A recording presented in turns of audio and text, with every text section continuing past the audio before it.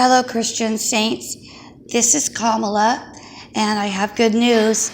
A child is a gift from God. That's in Psalms. But I want to read to you Proverbs 5 because my grandson has been born, and it is the 5th of the month. So I think that it's especially fitting. And then when I started to read it, I want to cry. It definitely is. Proverbs 5. My son, attend unto my wisdom, and bow thine ear to my understanding, that thou mayest regard discretion, and that thy lips may keep knowledge. For the lips of a strange woman drop as a honeycomb, and her mouth is smoother than oil, but her end is bitter as wormwood, sharp as a two-edged sword. Her feet go down to death, her steps take hold on hell. Lest thou shouldest ponder the path of life, her ways are movable, that thou cannot know them. Hear me now, O ye children, depart not from the words of my mouth. Remove thy way from her, and come not nigh the door of her house. Let thou give thine honor unto others, and thy years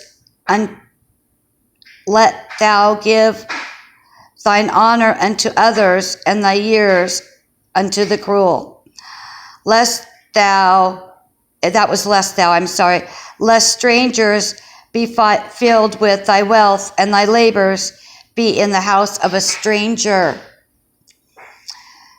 And thou mourn at the last, when thy flesh and thy body are consumed, and say, how have I hated instruction, and my heart despised reproof?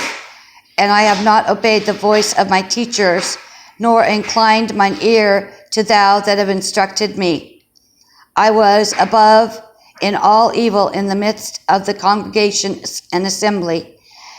Drink waters out of thine own cistern, and running waters out of thine own well.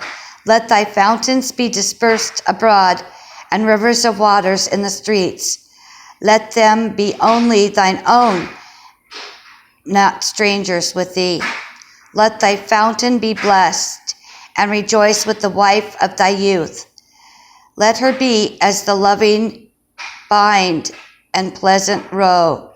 Let her breast satisfy thee at all times, and be thou ravished always with her love. And why wilt thou, my son, be ravished with a strange woman, and embrace the bosom of a stranger? For the ways of man are before the eyes of the Lord, and he pondereth all his goings. His own iniquities shall take the wicked himself, and he shall be holden with the cords of his sins.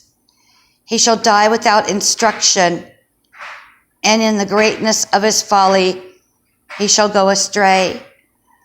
This proverb couldn't be more fitting for the birth of a grandson. Truly, God, truly, I beseech you, I pray that my new grandson go in your ways and not the ways of the world, which most certainly lead to destruction.